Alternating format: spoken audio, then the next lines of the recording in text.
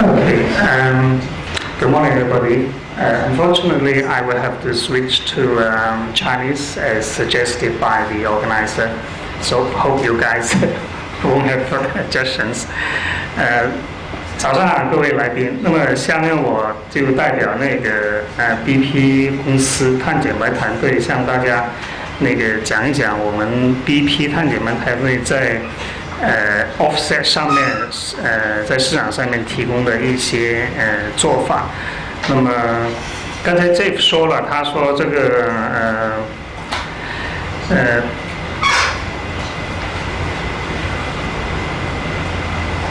BP 的话，在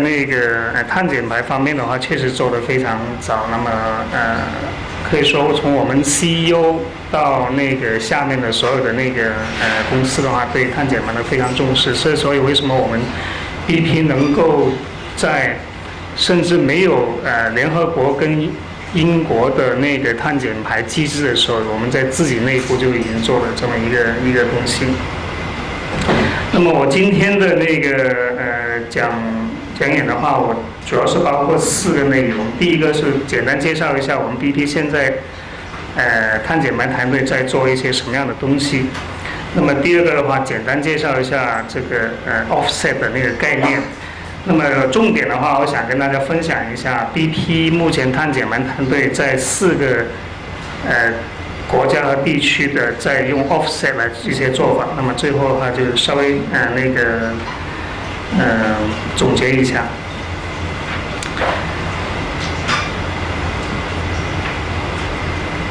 那么目前呢，我们 BP 在全球的话，碳减排的市场的话，主要有那么几个，欧洲、澳洲、新西兰，加拿大的阿尔伯特，还有美国的加利福尼亚。那么加上我们这个中国地区很快也要开展了，因为我们BP 在中国的话也有很多工厂，那么已经有好几个工厂已经是被纳入到这个中国的试点计划里面。当然不是我们所有我们控股，有些我们是跟合作伙伴是50-50，但这个对我们也会有影响，所以我们也会紧密的跟踪这些东西。那我们也有一些控股的公司，可能就会直接会受我们这个 BP 的集团总部的领导来开展这方面，所以我们也必须要对中国这方面政策有一个非常好的了解。那么我们 BP 碳减排团队除了做我们BP 自己的炼油厂、这个化工厂之外的话，还有可能燃油制造业、燃油零售业这方面的我们自己 BP 集团内部的客户之外，我们也对外开展业务，比如说欧洲的发电厂啊、化工厂啊、公用事业这些，我们也跟他开展这方面业务。因为从我自己从业这几年的经验来看，我觉得其实碳减排的一个趋势就是它会向这个能源类的公司或者能源消耗类的公司集中。为什么？因为这些公司跟碳减排是接触最深的。那么等会我们也会讲到，就是长期承诺，就是因为我们 BP 有这样的一个我们处于这个行业的这么一个特点，所以我们必须在这方面保持一些长期的承诺，也必须长期做出一些努力。那么我们现在在全球做的这个碳减排产品的话，有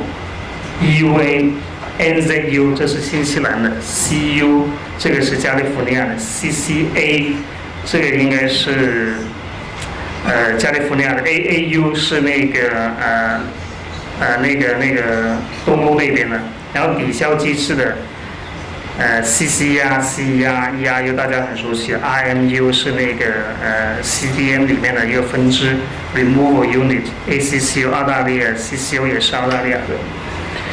那么我们现在基本上，我觉得应该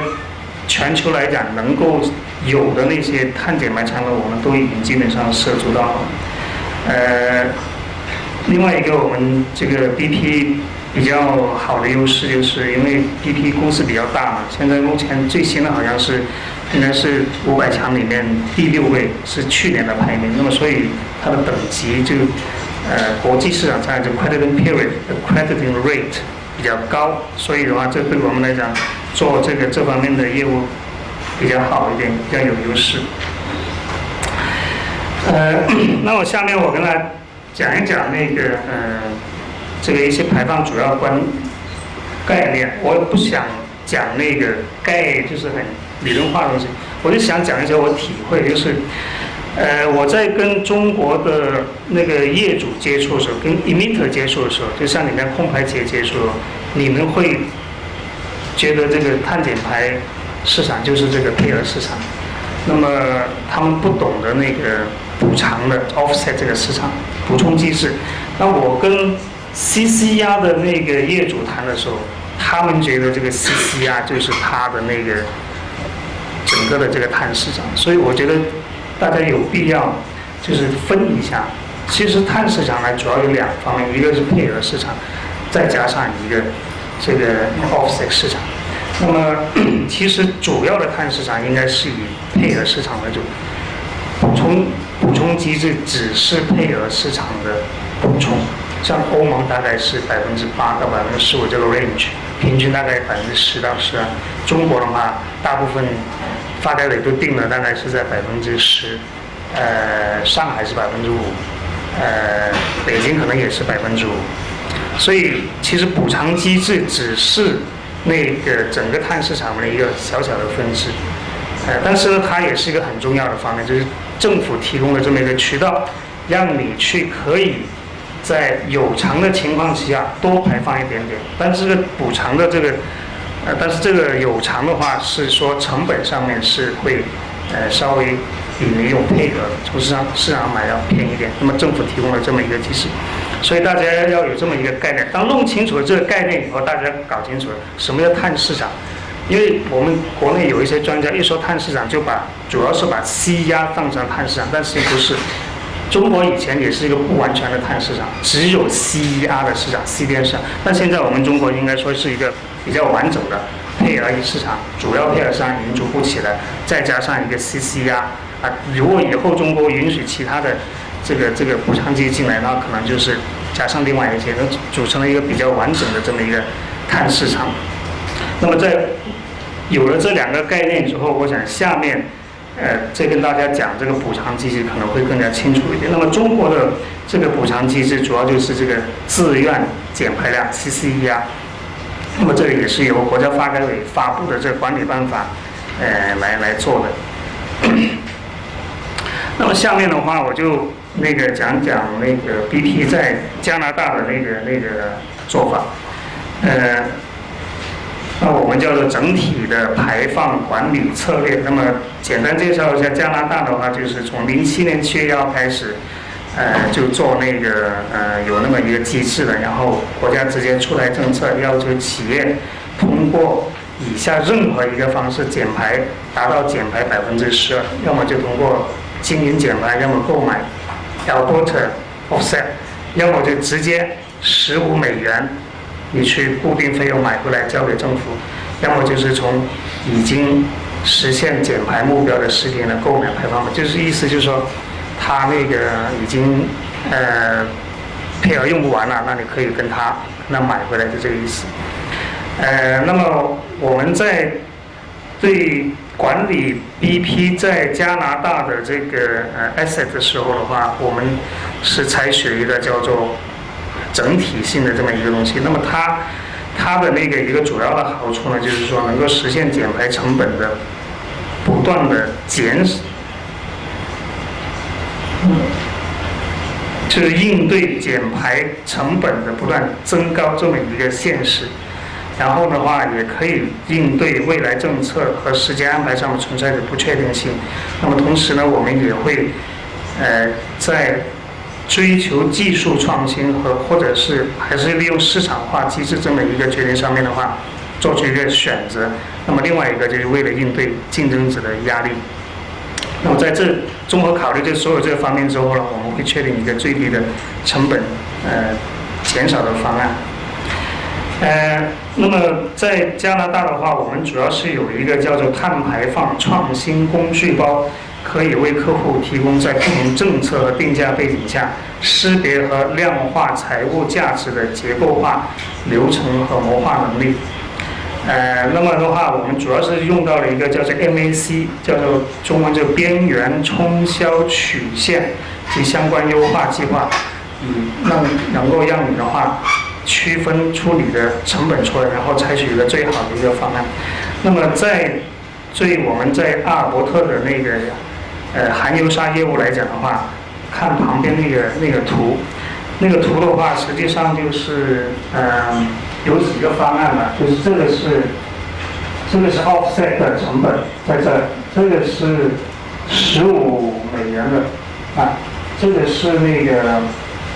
应该是利用其他的那个机制，就或者是通过一些创新的活动来，这个是成本。那么总体来讲的话，这个是他买那个什么一个他们 offset 那边的。那么总体从大家一看的话，以这条线为划分的话，如果你市场上买15美元就搞定了，但是你 offset 的话，比这个成本会更加低一点。那么是具体上面的话要怎么样的话，可能要经过再仔细分析，因为每一个政府它对当地的这个补充机制的规定都不一样的。像我们中国已经存在不同的，广东是大概10%，北京是5%，上海是5%，湖北也是10%，所以要根据不同的情况采取不同的策略，但是它的成本就是单个的成本的话，大家应该可以看得很清楚了。这是我们在这个加拿大的一个做法。那么另外一个的话就是在新西兰，新西兰的话，我们应该说就是用那个 swap， 英文就是 swap， 那么实际上就是一个我中文来讲解释一下就是置换，就是用这个你的那个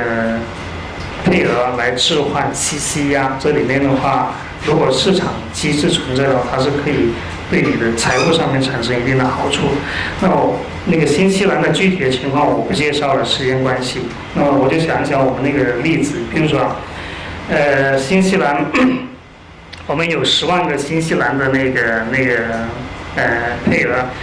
但是13年的话，它可能要排13万吨。那在这个情况之下的话，它可能就会缺3万吨。那么这3万吨怎么来解决呢？那么它可以用这么一个方式来解决，就是它把你的配额拿到市场上面去，这个置换，你把这个或者是这个1万个这个叫做配额卖掉，同样的钱，你可以买回4万多个这个补充机制的额度。这补充机制额度呢，除了可以抵消你卖出去的那1万个配额以外，你还多了3万。那这3万的话，你就可以用来交给政府作为你多排放的这么一个配额。但这个有一个条件，就是新西兰是它没有对你的那个补充机制，它没有限制，然后也没有上限，所以你想排多少你都可以，只要你能够拿出来政府给你的配额，还有你在市场上买到的这个补充机制都可以。在中国不存在这个条件。下面一个是澳大利亚的，澳大利亚的话，那个它是一个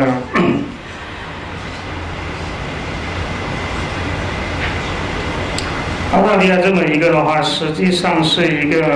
资本运作，类似于资本运作，就是说你把你的那个澳大利亚那边是每年的9月份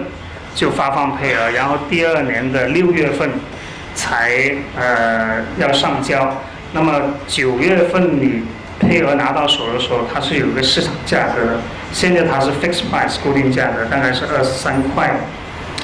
23块4毛5。那么这个价钱的话，你可以把这个配额交给，譬如讲那个 BP 这边的话，我就给你一个现金，现金的话，我给你的那个利息的话，大概是在4.5左右。那么这怎么评估4.5？是我们内部经过评估澳大利亚的这个碳减排的这个配额的价格趋势，我们得出来这么一个4.5。但实际上，如果你要可能在市场上面你要得到同样的这个款的话，你可能那个利率要达到8%。那么这无形之中的话，那么你就减少了3.5%的这么一个利息的成本。那这以这个澳大利亚这个例子来讲的话，它9个月嘛，3.5%，那么大概是在51万美元的这么一个成本的节约。用使用同样的钱，你可以比较把那个配额拿出去，给别人家，然后把钱拿进来。到了6月份的时候，我同样把那个配额还给你，你把那个钱还给我，同时再把那个利息也还给我。那这样的话，咱们就这笔买卖就做完了。那对你来讲，你就把这笔的配额灵活运用了，要不然你就放在那个登记簿里面，你就不能够这个使用了。等到从9月份发给你，第2年6月份你再交给那个政府，那中间的话你就没有产生价值。但如果跟我们这样合作的话，可能我就可以提供这个款项给你，然后你把那个配额交到我的账上进行抵押，然后我把钱给你，再加上一个利息，然后6月份的时候咱们再换过来，钱还给我，我把配额还给你，你再交给政府，这样就完成一个交易。这是我们在澳大利亚的一种做法。那么在欧洲的话，其实也差不多了。欧洲的话，欧洲的话，我们就另外一种做法呢，就叫做 collateral， 其实就是抵押物，就是你把那个配额交给我们，然后我把那个你的配额的价值进行一个估值后，然后在这估值的基础上面，我减去一半的话，你把那个配额交给我，然后我把款项给你。那这个的话是基本上是一种我们对我们的一些供应商的一种做法，就是你可以等于是我把营运的资金通过你的抵押物放在我这边，我提供营运资金给你，你可以继续跟我做生意。这是我们在欧洲的一些做法。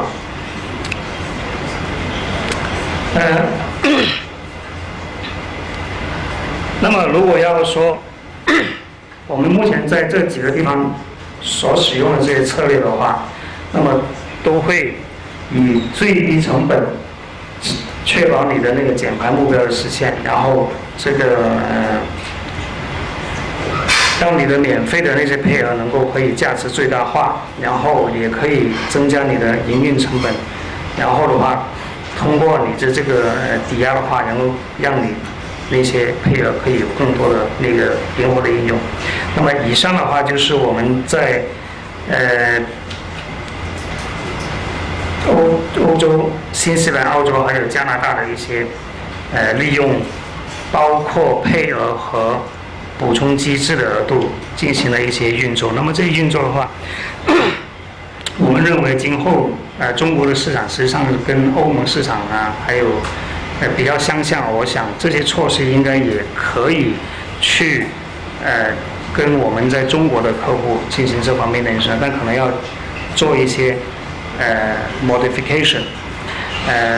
那么以上就是我对那个 BP 在全球各地碳减排方面一些做法的介绍，谢谢各位。